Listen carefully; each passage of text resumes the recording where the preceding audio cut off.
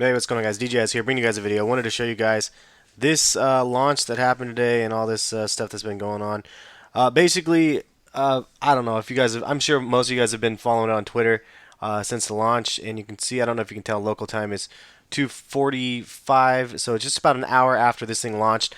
I've been on Finish Line's page for that entire time, and all it does is this counts down. From what I understand, Finish Line's not sold out as of the time of me making this video, but of course it will be sold out by the time you actually watch this video. Finish Line's counter will just keep counting down. I've never actually got the screen the entire time I've clicked the link.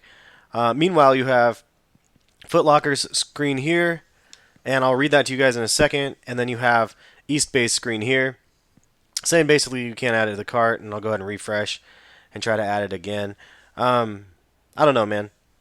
The releases nowadays are getting kind of crazy. I knew this one was going to be difficult, especially since it's online only. Nike Store, and there it is, it can't be added. Nike Store's system, I think people hate the most, but at the same time, it's the most efficient in my mind because it's sold out instantly, and they let us know it's sold out instantly. Once you actually check out in the cart, you have a time, I guess some freedom time to be able to enter your information to be able to actually make the purchase. Every time I've tried to do that with Finish Line, Champs, or any of these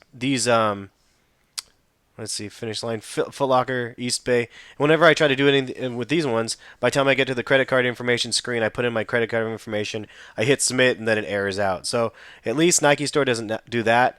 Honestly, my preference is if Nike Store held all of the shoes. Finish Line, Foot Locker, Champs didn't get any of them, and just Nike Store got them.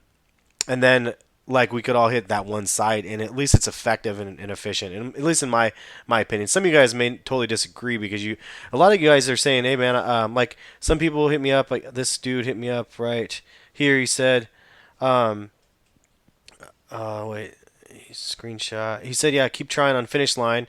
This was 9 minutes ago. He said, I just got through 2 minutes ago and copped his pair. I was like, that's crazy, but this is all I've seen the entire time. And this has happened in the last three different releases for Finish Line from my end. This is all I've seen. I have historically really liked Finish Line from picking up from their site, but I don't know what changes they've done or what it is. This is what I get on my mobile, and this is what I get on the screen there. And it's cool that it says it's going to try to refresh, but it doesn't actually do it. I mean, it does try to refresh, but it doesn't refresh anything. It just refreshes another countdown. And I've been on this for an hour. Like, so, I mean, I don't know. It would be nice to at least get to a different page, but that is kind of what it is, what it is. Anyway, this is kind of neat. Also, I thought this was nice of Foot Locker to do. It's also on the East Bay site. Obviously, they're affiliated with each other. But it says, "What's up with the Foot Locker launches? Let's explain." 1,000 of customers. And if you guys can't read this, maybe try to go to the HD settings and change it, and you should be able to read it. But it says 1,000 of customers arrive on the site looking for timed launch shoes. Only a certain number are let in. This preventative measure is in place to avoid site crashes, which would keep everybody, including you, from being able to make the purchase. Then once you're in the site, you're waiting in line with many others for the shoe to become available. Blah blah blah. Damn it! I just clicked on the button and it disappeared. All they're saying this is why it's crashing, but then it says at the bottom part of there. I didn't actually get to read it. You guys can pause it maybe and go back and read it. But it did say you could log in to the site. That's like kind of in a tip to try to secure your pair is to be able to pre-log in before you actually start clicking on this stuff. And I recommend doing that as well when you're trying to cop from Nike Store or wherever else. Because if you log into your account and you get it in your box, if you get it in your checkout, they can potentially, like, if you get them on the phone or something, if you have an error, they might be able to fix it. Might be. Regardless if they can or not is depending on the person you talk to, but at least it will be in your cart and they can check your account. If you don't have it linked to your account, then that's not going to happen. But anyway, I just wanted to get your guys' thoughts. Did you guys get the 88s today? Did you guys not care about them? I was indifferent. If I wanted to try to get them, I wanted to see them in person, and I wanted to compare them, do a video comparison between those and the last Cement threes that were dropped. But basically, yeah, I mean, that's pretty much it. I just was checking in, see if you guys were able to actually cop or not, and if you guys did, congratulations to you guys. The other thing is, I sent out a message on Twitter because I was getting a little frustrated seeing all these things. And I sent out this message here.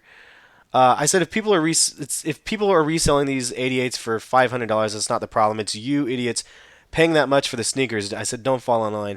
And to me, like really, that's it. You know, it's not the resellers that's a problem. Many sneakerheads out there have said the same exact thing as this. I'm not claiming this as original saying, but it's not the resellers that's a problem. It's the people buying them. And if you're paying $500 for a pair of Jordan 3s, I mean that's the problem. It's not the person selling it. If nobody would pay above 300 or 250 for the shoes, then the shoe would be fine. It's not, but if you're putting it on a pedestal and paying $500 for something already before you even know what the market value is, I mean, you guys are basically setting the market value, and in this case, it's just too damn high. It doesn't need to be as high as that, in my opinion. I don't know. Maybe that's just me, but I would never ever pay that, and that's why if you see a lot of my sneakers, I don't pay more than retail for the sneakers. There's been a very few times that I've paid more than retail because it was a shoe that I absolutely wanted. Now, if this is one of those shoes that you absolutely must have in your collection, and you need this shoe, and you want to pay $400 or $500 for the shoe, you know that's on you and that's your decision. That's not I'm not trying to judge, but at the same time, it's like it's manipulating the whole market of the sneaker by setting a precedence higher than it should be for what the market value on the shoe should be. But anyway, I'm going to go ahead and end the video here. Wanted to know you guys' feedback. Let me know if you guys copped or not. I was not successful again, as you guys have seen in this video. I keep trying though. I keep refreshing, but of course it doesn't do anything.